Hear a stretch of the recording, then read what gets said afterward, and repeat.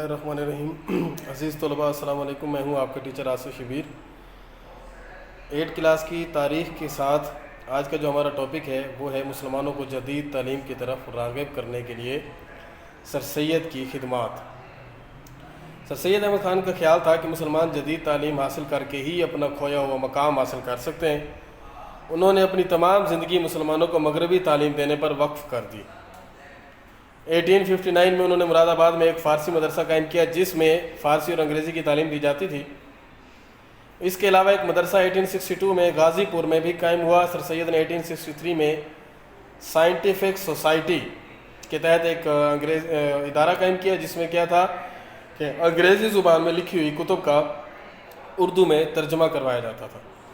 آپ کی کوششوں سے 1866 میں ایک ہفتہ وار علمی اخبار علی گڑھ انسٹیٹیوٹ گزٹ شائع کرنے کا اہتمام کیا گیا۔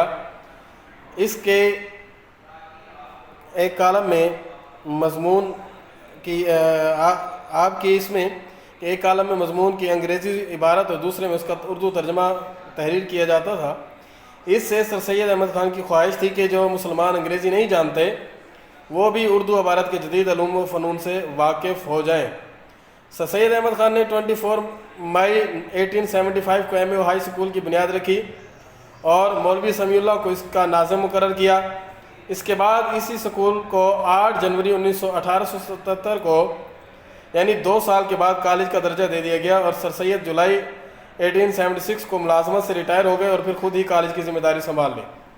حکومت نے کالج کی تعمیر کے لیے 174 ایکڑ زمین بھی دے دی۔ یہ کالج مسلمانوں میں بہت مقبول ہوا اور بعد میں پنجاب اور سندھ اور سرحد خیبر پختونخوا میں بھی اس طرز پر تعلیمی ادارے قائم کیے گئے اور 1920 میں اس کالج کو یونیورسٹی کا درجہ دے دیا گیا۔